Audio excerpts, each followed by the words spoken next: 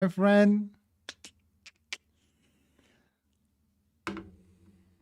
So let's go. If y'all are ready, I think, yeah, Brazil influences a lot of the Portuguese speaking nations out there. In the backyard of a superpower, Mexico is often overlooked in global affairs as being beholden entirely to the will of Washington. That imprint is unbecoming. Mexico has long maintained an independent foreign policy as a steadfast middle power, though that process has not been without effort. So let's have a look at the geopolitical profile of Mexico. I'm your host Shivan and welcome to Caspian Report. Today's episode is sponsored by Raycon, which offers a line of wireless audio devices available on buyraycon.com/Caspian. Yeah, go buy some fucking red Raycon E25. They sound just as good as other premium brands, but the neat thing is that they're about half the price. And what I like about them is that they're comfortable, discreet, and have a playtime of around 6 hours. There are a lot more plus notes, so the link very easy, not box below. Governing a mountainous territory is never easy, not to mention one that is almost 2 million square kilometers. Beginning at Tijuana, the US-Mexico border stretches over 3,100 kilometers to the Gulf of Mexico. Yeah, this is While true. the western half of the border is a straight line, the eastern half follows the trajectory of the Rio Grande River. The entirety of the western border dissects the inhospitable deserts of Baja California. Enjoy that spicy taco, man. Thank you so much. Sonora and Chihuahua from the robust economies in the south of the United States. And yet, despite the harsh terrain, the US-Mexico border remains the most traversed international boundary in the world, with approximately 350 million crossings annually. Oh my god. South of the border, about 70% of Mexico is made up of mountainous terrain. To place things into perspective, Mexico is so mountainous that if the country were flattened, it would be the size of Asia. Appreciating this fact of existence is key to understanding Mexico. The Sierra Madre Oriental mountain range in the northeast and the Sierra Madre Occidental in the northwest dominate Mexico's geographic landscape. I'm gonna tell you something interesting. We should react to Extra History Joan of Arc after. I know it's not about Mexico. I'm a little bit out of stuff. Yeah, we could react to some other videos. Does Mexico has their own wall in the southern part of Mexico, blocking Central America? That they do. They do have a wall at Central America. And Mexico, the language of Mexico is getting very anti-illegal immigration, actually. People just really don't like illegal immigrants from Central America, which is kind of funny, but Mexico is so mountainous that the first time I was a kid and I went to the US for the very first time, that was my very first time outside Mexico. I was like, wow, there's no mountains. Like the US was flat, or at least Texas was flat. Because on Mexico, when you're in Mexico, every time you look at everywhere, there's mountains. You know, your eye could see a mountain. So when I went to the US, I was so shocked that there were no mountains between my eyes. Like two great shoulder blades, they run past the country's eastern and western flanks. In doing so, the two mountain systems detach Mexico's coastlines from its interior. To the west, the Sierra Madre Occidental gives way to a thin strip of coastal desert and the Gulf of California, beyond which lies the Baja California Peninsula. Barren and sparsely populated, the peninsula is nonetheless crucial to the defense of Mexico's Pacific coastline. In the east, meanwhile, the gradual descent of the Sierra Madre Oriental towards the Gulf of Mexico turns the coastal regions into a fertile plain that is well suited for farming and is considered as the agricultural base of Mexico. However, unlike in the west, Mexico's eastern coastline has no maritime boundary and is completely exposed to the threats emanating from the Gulf. This maritime vulnerability has been demonstrated repeatedly in history. Nearly every foreign invasion of... No fucking shit. Fun fact, a French guy tried to make a French kingdom in Sonora. Wow. I hope there's some videos about that. That'd be interesting. Didn't Mexico control Central America in the 19th century for a time? Yeah, it was like for a very short period, but Central America was part of Mexico. I'm from Georgia. When I went to California and saw other mountains, it blew my mind. It's true. It really blows your mind, doesn't it? Mexico, from the Spanish in 1519 to the Americans in 1914, has started at the port city of Veracruz. Defense of Veracruz is therefore paramount to the security of the Mexican government. Between the twin Sierra Madre mountain systems lies the arid and sparsely populated Mexican plateau, which rises to meet the Sierra Nevada transvolcanic belt in central and Every time a country invades Mexico, they always do it through Veracruz. I think the U.S. forces went to Veracruz. France, of course, through Veracruz. southern Mexico. At the point of convergence, the Sierra Madre mountain ranges and the Sierra Nevada transvolcanic belt separate North Mexico from a place called the Valley of Mexico, which is the seat of the government in Mexico City. Both protected and confined by its surroundings, Mexico City resembles a mountain fortress besieged by unforgiving geography. It acts as the political heartland of Mexico, and it is the closest to a geographic nexus that the Mexican geography has to offer. Today, around 21 million people live in the metropolitan area of the capital, Including and me. Mexico City extends throughout most of Mexico Valley. So control over Mexico City grants one decisive leverage over the rest of the country. Further south, the mountains give way to the dense jungles and swamps of the Isthmus of Tehuantepec, which splits to form the Yucatan Peninsula in the east and the Chiapas Highlands in the south.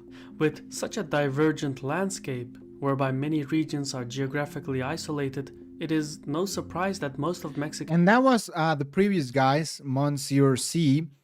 Problem with Mexico. He was saying because of its geography, Mexico will collapse, but I don't think that's the case. I don't think Mexico will collapse due to its geography that tends to isolate a lot of regions.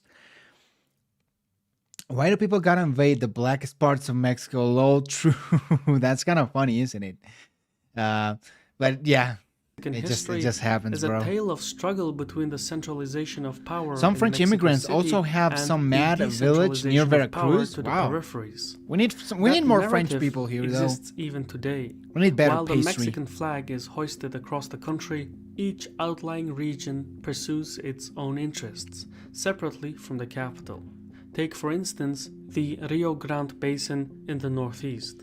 Its bloated middle class has close connections to the US banking, manufacturing, Yeah. and energy industries. It's very close and to the therefore US. enjoys a GDP per capita almost twice that of the rest of Mexico. Most of the states that have a high human development index are the ones close to the U.S. Baja, Nuevo León, which has the second largest city, Monterrey. Chihuahua, I think, might be getting a little higher on the list. A similar situation can be observed in Baja California, whereby border cities such as Tijuana and Mexicali have sophisticated backdoor private dealings with the business elite in San Diego. Yeah. To sum things up, North Mexico, which is home to a fifth of the Mexican population, has more in common with the United States than it does with the rest of Mexico. As a result, the North has developed an identity. Go ask people in Martinique to move to Mexico, lol. Is North Mexico richer than Mexico City? I would say no. Excluding maybe some parts. For example, this city right here that you guys can see that I'm pointing with my mouse, it's called Monterrey. That city is wealthier than Mexico City. But overall, Mexico City is the wealthiest part, excluding like a few cities. Quite unlike the rest of the country. This fact is not lost on Mexico City, where lawmakers view the North at risk of secessionism and foreign intervention. Mexico City is so suspicious of Washington's close relationship with North Mexico that at the height of the Second World War, despite the threat of Japanese power in the Pacific Ocean, Mexican officials refused to allow the stationing of US troops in the Baja California Peninsula. Yeah. So maintaining control over Imagine North that, a united California, Baja just unites with California and you just have a long ass state. Mexico is a task the central government takes sincerely. In the Mexican plateau, the story is distinctly different as well. Destitute, mountainous, and underdeveloped, There's the a Mexico plateau City serves named as a buffer Chihuahua. against the United States. However, the same conditions that restrict mobility have Ciudad also Juárez and El Paso historically can be technically rendered one city it because the a same cradle cultural of but different revolution flags. and a crucible of crime. For Washington, such instability is a security risk because the illicit activities and violence often spill over into the United States. In turn, Washington is forced to intervene in Mexico's affairs. To prevent Washington's unilateral intervention, Mexico City embraces bilateral security cooperation in the Mexican plateau as a means of restoring Washington's confidence. Though it is a breach of sovereignty, there's just no way around this. Being neighbors with a superpower requires some flexibility, and this cooperation provides lawmakers in both Washington and Mexico City. Don't worry, guys. Y'all got them folks in New Mexico. Imperial Japan once asked Mexico to develop a port in Baja California. True. This is also true. With necessary There's a lot of Asian influence in Baja. breathing room. So despite the turbulent relationship, the two nations have mutual security concerns in the Mexican plateau. Looking over its peripheral regions is Mexico City. Located some 2,200 meters above sea level, Mexico City is protected by its altitude and mountainous But it's sinking. It's fucking sinking, dude. surroundings, and it has played a crucial role since its founding by the Aztecs. However, the capital is lacking in interconnectivity with its coastal holdings. This proved to be the downfall of the Aztec Empire. Half a millennium has passed since the Spanish conquest, Damn. but despite the past Look at that city. Imagine that in every little house could live a family of 3, 4, 5 people. And look at just how many houses are there. passing of time and the advances in technology, fucking insane. Mexico City is still incapable of I saw some of the Geography Now videos. Love your reaction. I was hoping if you could do a reaction on a video Geography Now Fiji. Absolutely, friend. Thank you so much for your support and your securing its comment. I eastern really appreciate it. coastline. With the capital's power projection being confined to its interior, a well-armed naval power, such as the United States, poses a direct threat to Mexico's integrity. Seen in this light, the loss of Texas, Alta California, and Nuevo Mexico in the sad Mexican-American War of 1846 Sad Mexico. Although Mexico would be the last country the U.S. wants to be turning to China, yeah, America would defend. Yeah, oh yeah, totally. I guess that's the good thing, you know. As a Mexican, we don't really need to have an army, you know. If shit goes down, then you know the U.S. got our back. Absolutely, 100%. I don't feel we would ever be invaded by anyone. was a natural result of Mexico's vulnerabilities. To policymakers in Mexico City, the objective is clear. Whoever controls the eastern coastline controls the capital, and whoever controls the capital controls the highlands, and thus ultimately the rest of Mexico. As long as Cuba and Florida remain in the hands of foreign powers, Veracruz remains a knife pointed at the heart of Mexico, an existential threat acknowledged even by the most idealistic of defense analysts. To the south, the Tehuantepec Isthmus serves as Mexico's untamable and ungovernable. Yeah, if I'm not mistaken, they wanted to build a Panama Canal on this part, which is called the isthmus. Isthmus. I don't know how to pronounce it. The isthmus, because it's very short and the U.S. is very close, so the U.S. could just go, pass ships through here, get to the Mexico Canal, and get to California. Frontier. Much of the terrain consists of limestone and has limited access to fresh water. As such, the Chiapas highlands in the south and the Yucatan... They always pour salt on the wound and mention the Mexican-American War. Yeah, it's just... it's so bad when you look at it. I do feel kind of bad about it, but hey. The way of agriculture. Both regions are thus costly possessions for any government. Nonetheless, they have strategic value. In the Chiapas highlands, the delineated borders have remained stable because none of the regional states has the capacity to shape the nature of the land. What the fuck is Guatemala gonna do, Peninsula protrudes into Let's the invade Caribbean it, you know? and forms Let's invade a Guatemala. strategic continuum with Cuba and Florida. So the peninsula is fundamental to the defense of Mexico's eastern... Let's make Guatemala the 33rd State Mexico, huh? That'd be cool. eastern flank.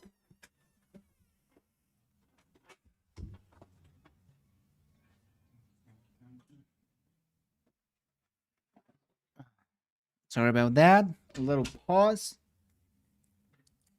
And the exercise of power in the Caribbean. Without the Yucatan, Mexico would have a hard time defending itself against even minor naval powers. Yep. Be that as it may, the area extending from the Chiapas to the Yucatan is difficult to govern, and the authority of the central government is seldom felt outside of major cities.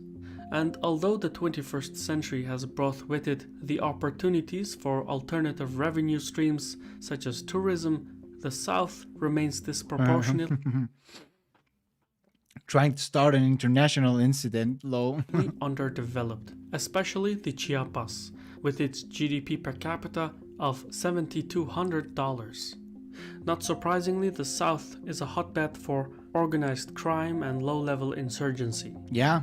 Now, Mexico's complicated geography could have been overcome by rail and road networks. However, despite ruling Mexico for over 300 years, the Spanish authorities largely neglected the infrastructure necessary for Mexico to function independently.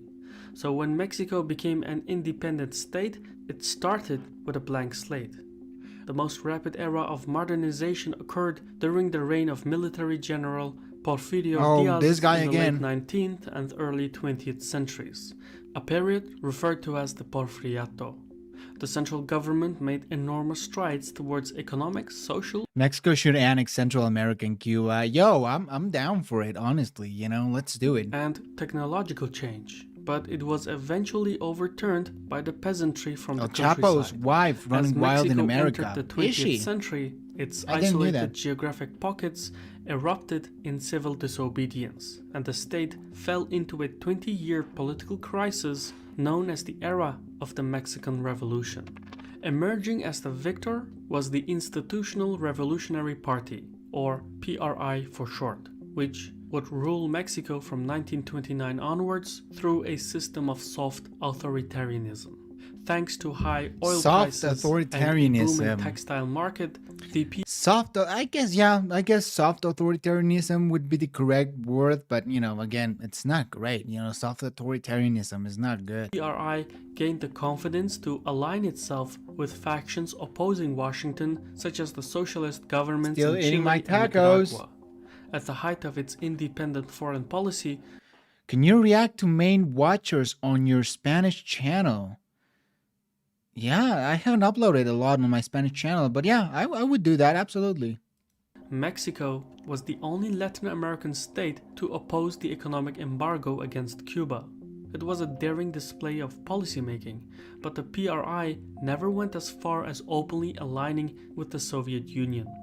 Much of the success of the PRI is owed to the favorable economic prospects, but also to its policy of That's true.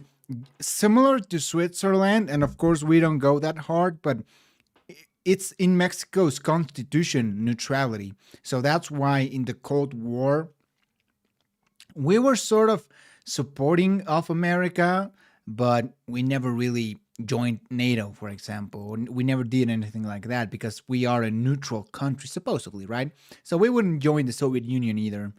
Why stop there? Going to Colombia. Oh, I love that. A neo-Mexican empire, incorporating That's the dream. threats into the political process. Compromise is usually a good sign in politics. In Mexico, however, it effectively resulted in the government turning a blind eye to the rise of the cartels, which over time allowed organized crime to be embedded in Mexican society. The second most critical phase in Mexican history occurred in the 1980s with the collapse of oil prices. Yeah, As that was energy also really revenues bad. declined, Mexico City reluctantly embraced Washington and in doing so opened its economy to foreign investment and trade. Gradually, Mexico lost its opposition attitude and became a bridge state between the United States and Latin America. The ratification of the North American Free Is it me or the stream has become darker? What do you mean? Like the picture, the camera? Trade Agreement and the North American Security and Prosperity Partnership were the final steps in this political evolution. Like a black filter. What do you guys think? I haven't done anything to the camera, so Greater Mexico would be a big dream, from Baja California to Cuba to Panama. Amen to that. But the act had some unintended Let's make it happen. consequences.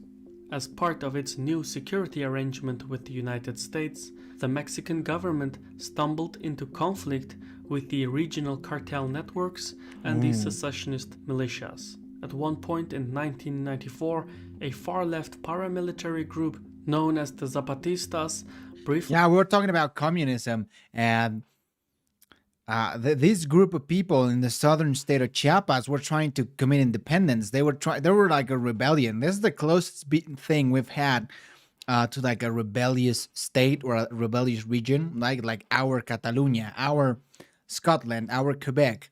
And it wasn't in the north, it was in the south. So I really don't understand the people that say that the north will get independence. seized towns in the Chiapas area and even I leave, come back, and the filter is gone. That's on the amazing, regional bro. capital. I'm glad to hear that. In the year 2000, the PRI relinquished power to the next generation of lawmakers. However, the task of maintaining unity remains the #1 priority for Mexico. The state must integrate its outlying regions with the capital, particularly North Mexico. This Yo, we're talking about our new Mexican empire. objective cannot be pursued by force. It must be accomplished through a democratic mandate. That said, some physical force is required when dealing with the cartels. Here, Mexico City must collaborate with Washington to break the clout of the cartels. For even greater efficiency in the fight against organized crime, the Mexican government must provide an incentive structure for those who would otherwise be drawn to illegitimate organizations. So, some social programs are necessary in the long run. Next, the state must secure its eastern coastline. Veracruz remains the gateway into the heartland of Mexico, and that gate must be secured from foreign influence. The most cost-effective way to accomplish this is by creating an interdependent relationship with the United States, whose navy dominates the world's Nah, fuck that. The best way to do that, just straight up invading Cuba. oceans. The Mexican government could, for instance, bolster its diaspora lobbying groups in Washington, though this must be done with care as not to provoke a backlash.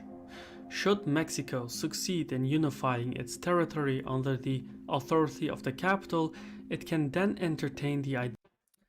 Yeah, I would also agree. I love the idea of like a sort of European Union, including Latin America, so all the Spanish speaking, and we could include Brazil too, like what the hell. And we just sort of create a Latin American Union in South and Central America. I think that'd be a cool idea, and I think it could turn out good, but I don't think it will ever happen. Idea of foreign objectives. From Yucatan, So I think Mexico the best option for Mexico is just straight up to get closer to the U.S. could project influence across the Caribbean. Having a firm understanding with Cuba would strengthen the security of That would be Mexico's cool. eastern coastline. Otherwise, Mexican Alright, policymakers good to would see have you, to my make man. do with non-interventionism and assume Iberian that other American nations would Union? respect Hell that yeah. principle. Yet perhaps Mexico's greatest strength is its potential to turn into a bridge between the United States and Latin America. Mexico would need far greater soft Hell power yeah, bro. across Latin America to accomplish this, but it is an objective worth pursuing. It would make Mexico indispensable to the United States. Yeah. And that, after all, is power. For the appreciation of a superpower is the greatest deterrence there is. Iberian American Union. I've been your host Shirvan from Caspian Report. Caspian Report. That was really cool. I really enjoyed that video. Sorry. That meal was fucking good. Okay, so we have a few videos that we're gonna watch.